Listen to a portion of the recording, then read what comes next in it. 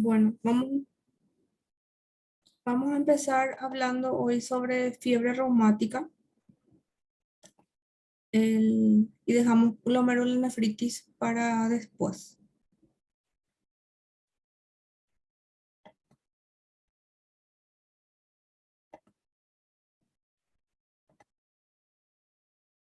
Bueno, la fiebre reumática es una enfermedad inflamatoria que se debe a una secuela retardada de una infección faríngea o por estreptococo del grupo A. Son varios serotipos que pueden causar la fiebre reumática, pero eso también tiene que estar acompañada de una predisposición genética del huésped. La puerta de entrada se reconoce por antecedentes de una enfermedad estreptocócica, en la mayoría de las veces tras una faringoamigdalitis y en casos más raros luego de una piodermitis. Y el germen involucrado el estreptococo beta hemolítico del grupo A.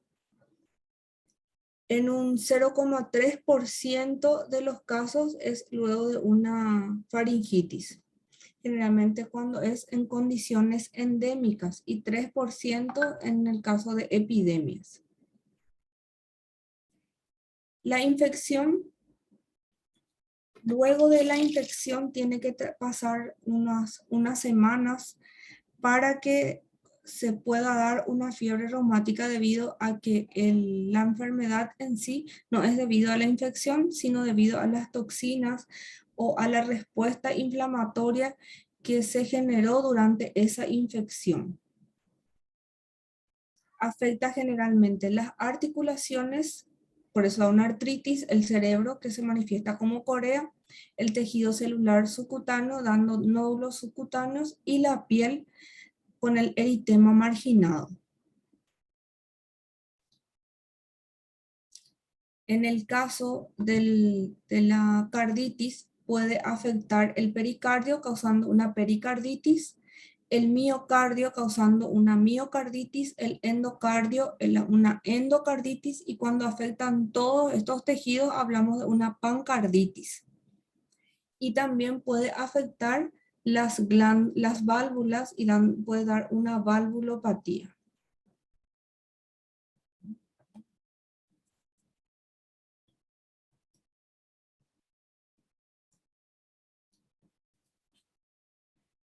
Su epidemiología afecta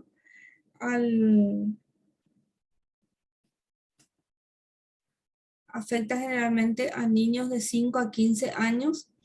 Es muy raro en niños menores. El 20% de los casos de Corea de Sydenham generalmente ocurren en mujeres. No sé si este año ustedes llegaron a ver en la sala de la doctora Val, tuvimos una paciente remitida de Cazapá con antecedentes de movimientos involuntarios, incoordinados, que fue derivada a nuestro servicio en marzo, abril aproximadamente. Era una Corea de Sydenham tras 3 semanas anteriores a haber padecido de una faringoamigdalitis purulenta.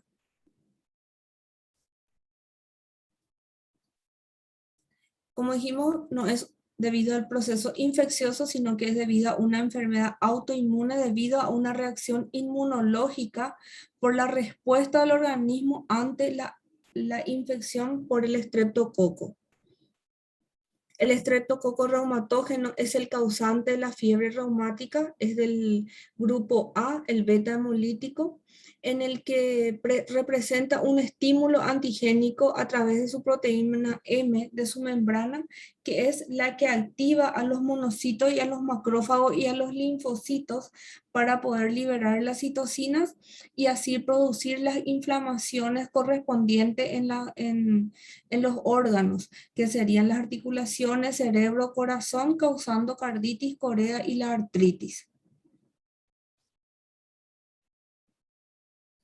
La lesión entonces es el mecanismo de acción, es un mecanismo de depósito de anticuerpos que producen esto, la activación de los neutrófilos y los macrófagos, y eso a su vez lo que hacen es producir la lesión tisular en estos órganos.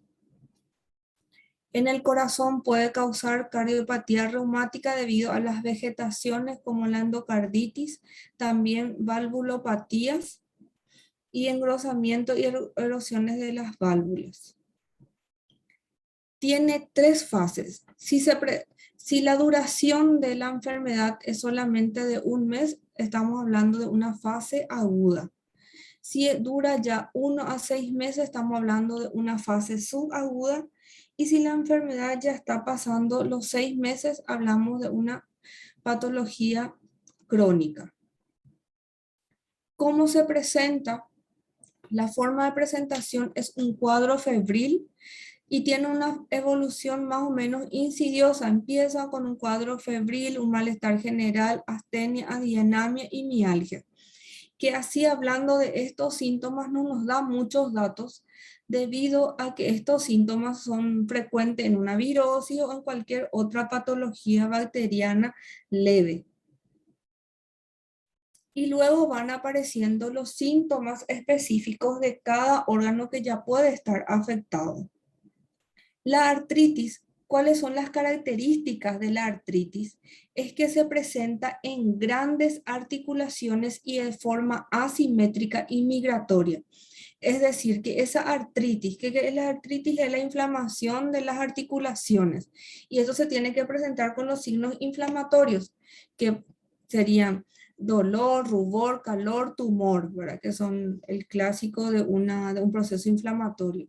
Pero esto se presenta, por ejemplo, en rodilla, luego se cura ese lado y pasa a otra articulación, por ejemplo, al codo, la muñeca o los tobillos. La artritis es benigna y no ocasiona deformidad permanente. Si se exceptúa una forma muy poco frecuente es la llamada artritis de Jacob, que sí es cuando persiste la inflamación de las articulaciones, generalmente en las cabezas de los metacarpianos. Esa es la única forma en que persiste en un lugar. Los signos característicos de la inflamación se ven también en el líquido sinovial y puede durar 2 a 3 semanas. Responde muy bien al ácido acetil salicílico y como dijimos una poliartritis migratoria. Las rodillas, los tobillos, codos y muñecas son generalmente las más afectadas. La artritis es la forma de presentación más común de una fiebre reumática.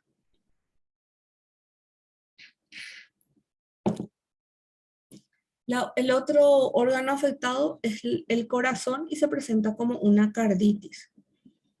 La pancarditis es cuando se afectan el miocardio, pericardio y endocardio y también puede estar afectado las válvulas mitrales y aórticas, como las cuerdas tendinosas de la válvula mitral.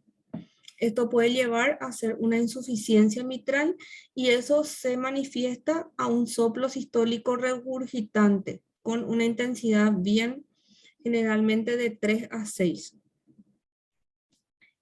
La taquicardia también es un signo temprano de miocarditis. La taquicardia es algo que siempre tenemos que tomar en cuenta en el caso de una miocarditis o también en el caso de una pericarditis. La tercera forma de presentación son los nódulos subcutáneos, que son nódulos firmes pero son indoloros. Generalmente se presenta en la cara extensora de las articulaciones de codo, rodilla o muñecas.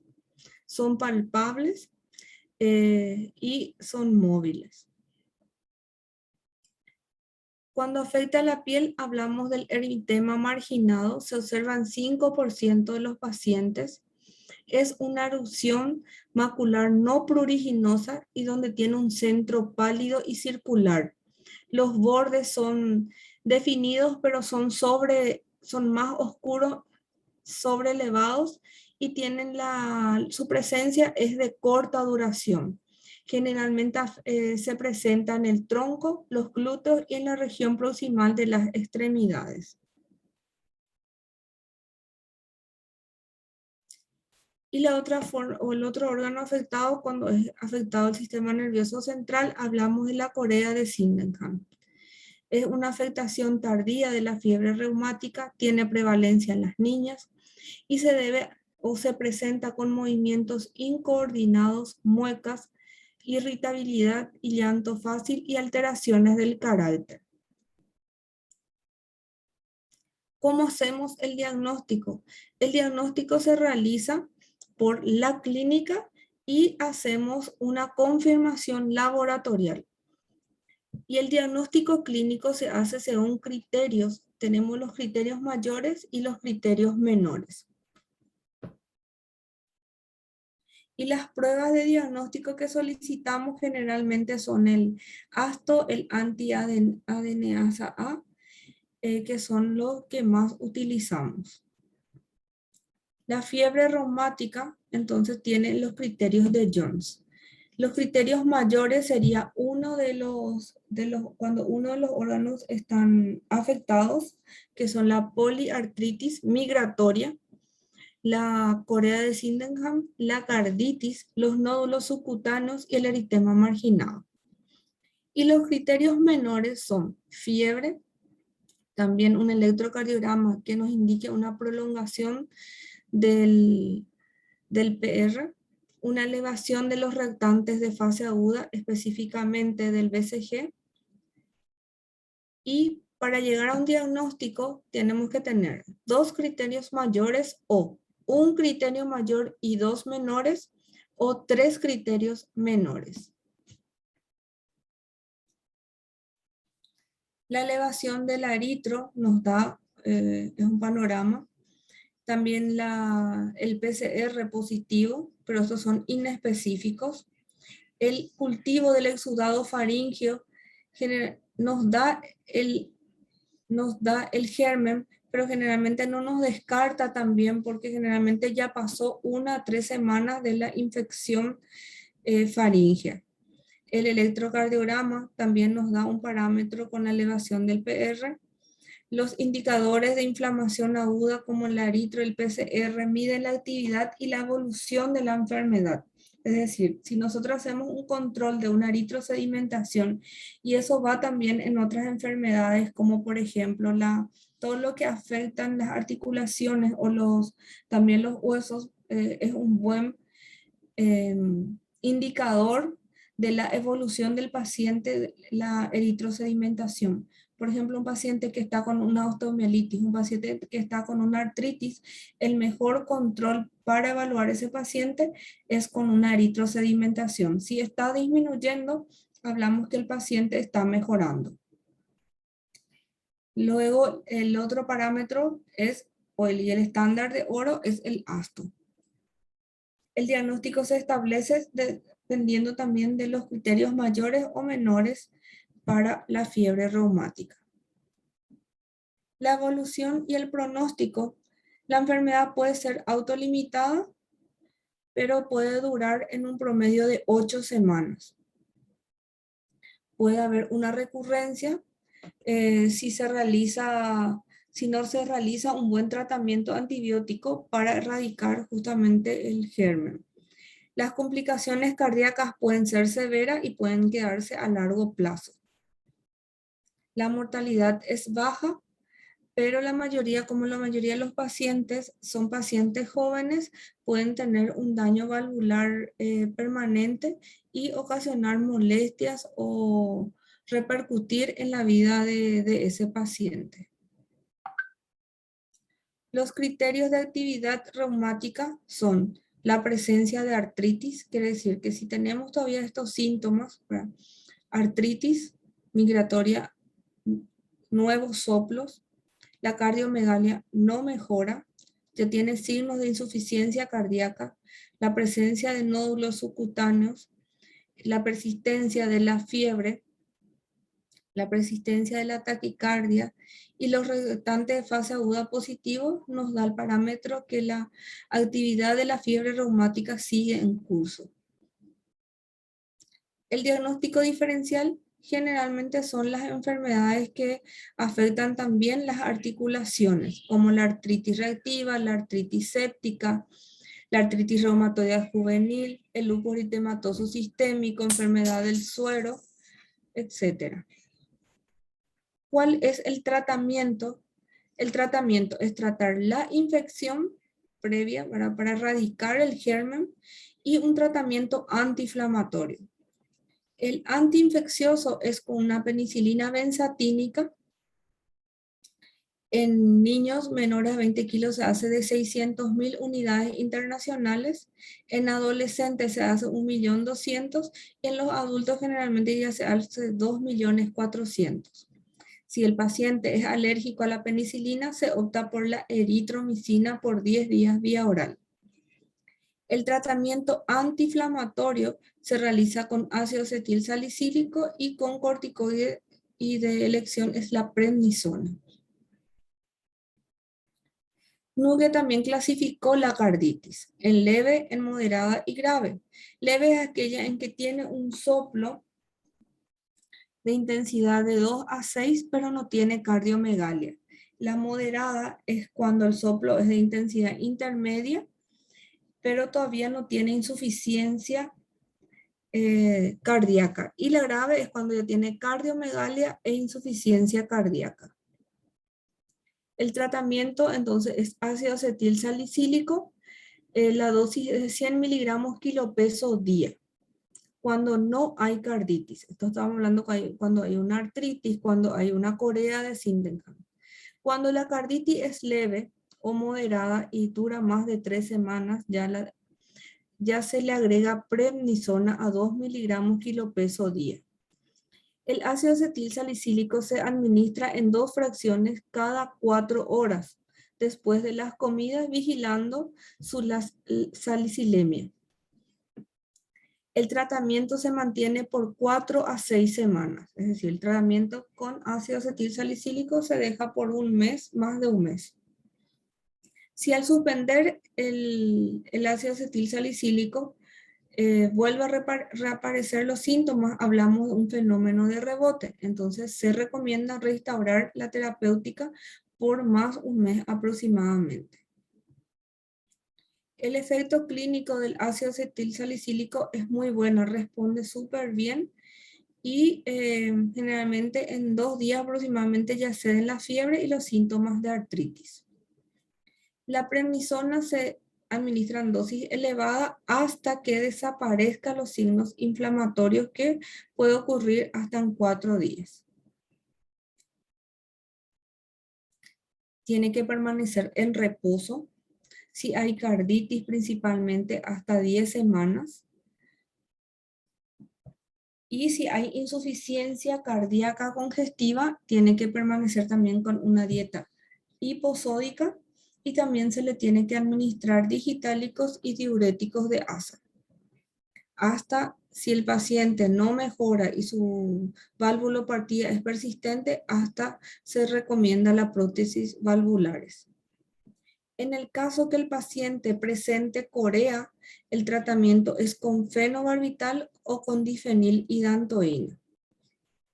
El fenobarbital también se puede agregar el diazepam, porque el fenobarbital tiene una acción central y el diazepam también produce relajación muscular, que es uno de los síntomas específicos de la corea, que son los espasmos que hacen que se produzcan esos movimientos involuntarios dolorosos y muy molestos en el paciente. Bueno, luego del diagnóstico tenemos que realizar una prevención y profilaxis. La prevención primaria es un tratamiento de toda la faringoamigdalitis estreptocócicas y se realiza con penicilina benzatínica o eritromicina durante 10 días vía oral. El secundario es cuando hay recaídas de la patología. Si está en la fase aguda, se basa en el uso prolongado de penicilina benzatínica y se le hace cada un mes.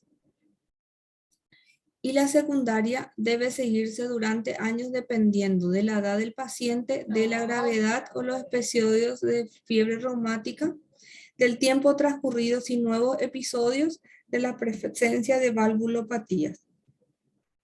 Y la prevención terciaria es la profilaxis de la endocarditis en pacientes con secuelas de cardiopatías.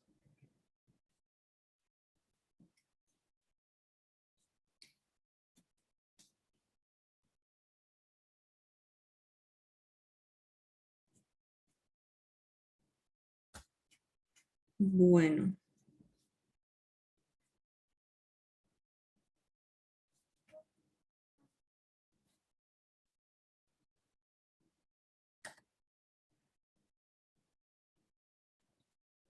Es una clase cortita para recordar un poquito la fiebre reumática. ¿Tienen preguntas, chicos?